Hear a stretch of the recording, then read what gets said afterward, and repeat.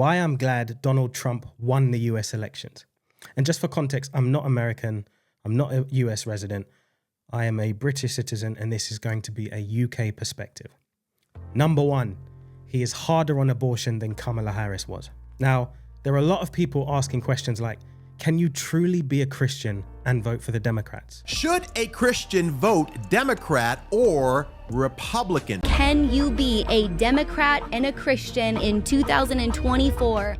Now, I think that question is relevant because a vote for Kamala Harris is a vote for abortion. And that policy is spearheaded by anti-Christian, anti-Christ individuals, celebrities like Beyonce and Oprah. I'm not here as a celebrity. I'm here as a mother who cares deeply about the world my children and all of our children live in. A world where we have the freedom to control our bodies. We are voting for the right to choose what happens to our own bodies. Sorry, guys, I just find it absolutely hilarious the way she says, choose. Choose, choose, choose. Anyway, as Christians, we're supposed to value life both pre and post birth.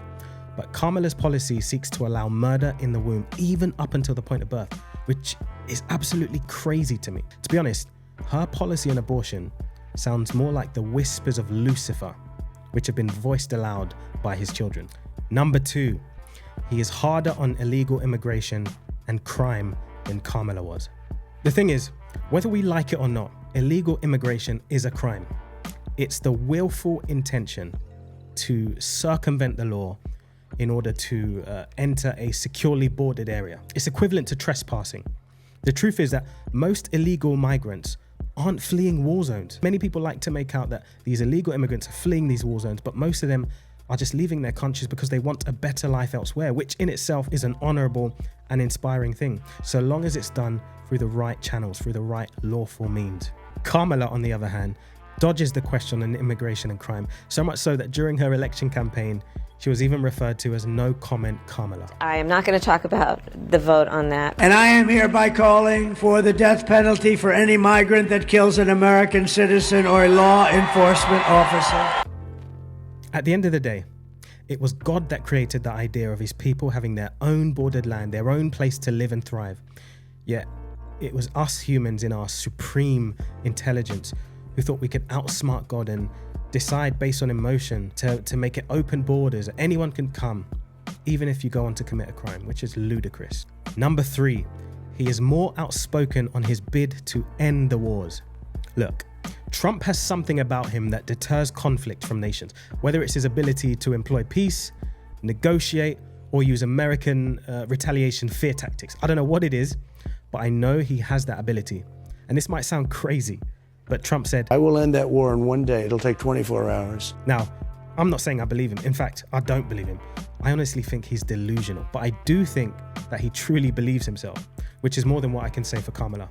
Now, the statement that he just said is a declaration of his intent and his will to actively do something about the war. Number four, he places the interest of US citizens above the interests of outsiders. As a non-American, it probably doesn't sound great, but when you think about it, if the leader of your country said that, you'd be happy. I know I would. And that doesn't mean there won't be any financial aid going out to other countries.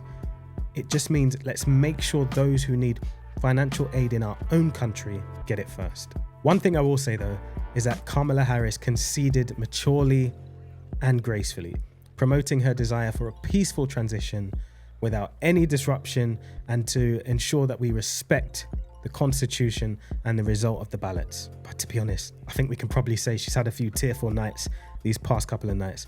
And that's down to her abysmal loss, her woeful loss to Trump. It turned out to be an absolute landslide and not the close call that so many people thought it would be. Anyway, let's take this time to pray for Trump and the US. I mean, this man has survived assassinations. And by the way, this picture is so iconic. This will go down in history as one of the most iconic photos of a world leader in our time. Credit to the guy, or credit to the girl, credit to the person. Wait a minute. I was just about to go down a gender and pronoun rabbit hole. Let's redo this. Credit to the human being who took that. Wait, you can't even call people human beings anymore because some people identify as cockroaches. Credit to the sentient who took that photo. That's it from me, guys. I'm out. Peace.